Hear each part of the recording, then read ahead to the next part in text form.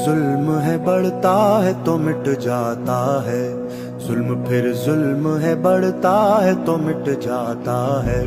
खून फिर खून है टपकेगा तो जम जाएगा, खून फिर खून है टपकेगा तो जम जाएगा।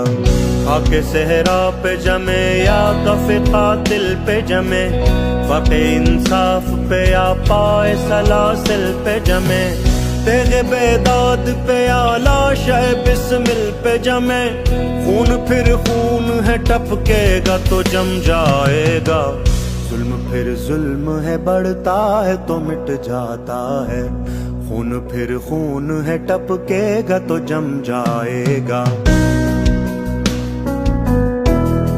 আসসালামু আলাইকুম ভাই। ওয়ালাইকুম আসসালাম। আমাদেরকে ভোট দেন, ইনশাআল্লাহ আমরা যদি ক্ষমতায় আসি সাধারণ মানুষের কোনো কষ্ট থাকবে না। জনগণের উন্নয়নে, সাধারণ মানুষের কল্যাণে আমরা এবং আমাদের দল সবসময় আপনাদের পাশে আছি। আমাদের নেতা যদি আপনাদের ভোটে নির্বাচিত হয় তাহলে এখনকার বাংলাদেশ আর নির্বাচনের পরে বাংলাদেশ এক থাকবে না। আর আমরা যদি ক্ষমতায় আসি এই এলাকায় দুর্নীতি, চাঁদাবাজি এবং টেন্ডারবাজি আমি থাকতে কেউ করতে পারবে না। দাঁড়ান ভাই, আমাদের এত কিছু দরকার নাই। যদি আপনাদের এতই ক্ষমতা থাকে পারলে ভাই হাদি ভাইয়ের হত্যার বিচারটা করেন। खाके सहरा আমাদেরকে গুলি করার আগ পর্যন্ত কোনো কিছুর আমাদের গায়ে নাই।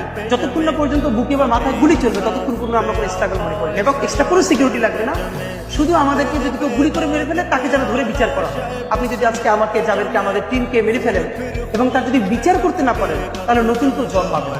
শুধু এই জন্য তার বিচার করে ফেলতে হবে, আর কিছু স্পেশাল সিকিউরিটি লাগবে না। পারবেন না তো ভাই?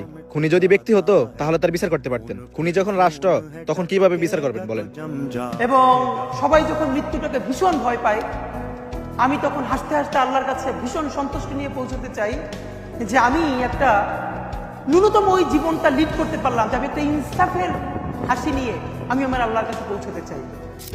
হু ওয়াজ ওসমান হাদি, যে কিনা ছিলেন একজন দেশপ্রেমিক। সে চেয়েছিল ন্যায় ও ইনসাফ প্রতিষ্ঠা করতে, আর এই কারণেই তাকে গুলি করে হত্যা করা হয়েছে। কিন্তু আমার প্রশ্ন হচ্ছে, যেখানে আমাদের দেশের প্রতিটা political party, government, press and প্রশাসন সবাইকে জিজ্ঞেস করলে বলবে আমরা এই দেশের জন্য কাজ করতে চাই, আমাদের ভোট দিলে আমরা জনগণের জন্য কাজ করব, কিন্তু আমরা একজন দেশপ্রেমিককে হারিয়েছি আজ 26 দিন এবং তার হত্যার বিচার না পারে 31 দিন। এক্ষেত্রে হাদি ভাইয়ের হত্যার বিচারের দাবিতে কারো কোনো ভূমিকা নেই। সবাই বিষয়টা আড়াল করার চেষ্টা করছে। এতে করে বোঝা যায় তাদের প্রধান উদ্দেশ্য কি, জনতা নাকি ক্ষমতা। আর আমরা যারা এজ এ অর্ডিনারি পিপল হিসেবে মনে করছি তার বিচারের দাবিতে আমার করণীয় কি, তার বিচার চাওয়ার জন্য তো তার পরিবার আছে।